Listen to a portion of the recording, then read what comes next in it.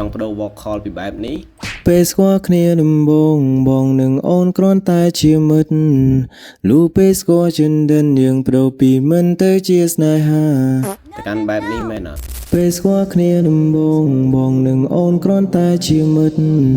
លុះពេលស្គាល់ចិនដិនយើងប្រូពីមិនទៅជាស្នេហា អូខេហើយចំពោះការបដូរ vocal នេះគឺយើងប្រើប្រាស់ជាមួយនឹងកម្មវិធី BandLab ហើយយើងប្រើប្រាស់ជាមួយនឹង preset ដែលខ្ញុំបានធ្វើខ្លួនឯងផ្ទាល់តែម្ដងហើយឥឡូវចាំយូរទេយើងទៅមើល preset ទាំងអស់គ្នាហើយចំពោះ preset នេះគឺខ្ញុំបានប្រើប៉ុណ្នេះ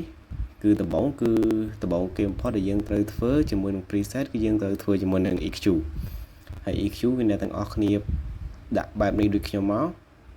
អូខេមើលមួយបើសិនជាអ្នកទាំងអស់គ្នាអត់ទាន់អ្នកទាំងអស់គ្នាអាច scope វីដេអូបានហើយទី2គឺយើងដាក់ជាមួយនឹងកាត់ noise គឺខ្ញុំដាក់ប៉ុណ្នេះដក60 dB ហើយអានេះគឺខ្ញុំដាក់ប៉ុណ្នេះហើយជាមួយនឹងកាត់សំឡេងឆឹកខ្យល់អញ្ចឹងណាខ្ញុំដាក់ប៉ុណ្ណ8000 frame កង់ហើយ0 dB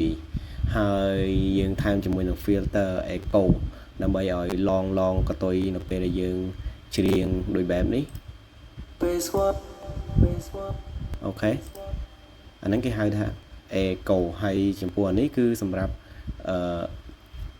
limit សំឡេងឬក៏ compress សំឡេងហើយខ្ញុំដាក់ប៉ុណ្នេះ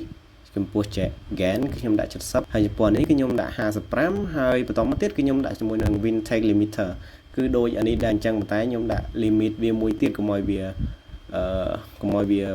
បុកខ្លាំងអញ្ចឹងណាហើយអានេះគឺ reverb នៅពេលដែលខ្ញុំមកដាក់អានេះនៅពេលដែលខ្ញុំមកដាក់វាអត់មានជាតិដូចវាអត់មានជាតិហ្មងនៅពេលដែលយើងដាក់គឺវាព្រោះហើយចំពោះនេះគឺធ្វើឲ្យសលេងយើងរត់នៅខាងឆ្វេងផងខាងស្នាមផងវាអត់នៅកណ្ដាលត្រង់ណាអញ្ចឹងវាអត់ធ្វើឲ្យចាក់ក្បាលទេអូខេហើយចំពោះនេះក៏ reverb ដូចគ្នាដែរហើយយើងដាក់បូកគ្នាជាមួយនឹងអានេះមកគឺអូខេគឺល្អហើយនេះគឺ vocal គឺសម្អាត vocal គឺខ្ញុំដាក់ general ហើយខ្ញុំដាក់6% ហើយនៅពេលដែលយើងដាក់ប៉ុណ្នេះហើយគឺយើងទទួលបាន vocal ពីបែបនេះពេលស្គាល់គ្នាដំបូងបងនឹងអូនគ្រាន់តែជាមិត្តលុះពេលស្គាល់ចិនដិនយើងប្រូពីមិនទៅជាស្នេហាទៅកាន់បែបនេះពេលស្គាល់គ្នាដំបូងបងនឹងអូនគ្រាន់តែជាមិត្តលុះពេលស្គាល់ចិនដិនយើងប្រូពីមិនទៅជាស្នេហាអូខេបើសិនជាអ្នកទាំងអស់គ្នាចង់បានជាមួយនឹង preset នេះ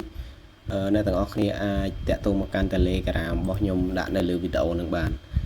អញ្ចឹងបើសិនជាចង់បាន vocal មួយទៅបែបហ្នឹងកុំភ្លេចតាក់ទងមកកាន់ Telegram នៅខាងលើវីដេអូនេះ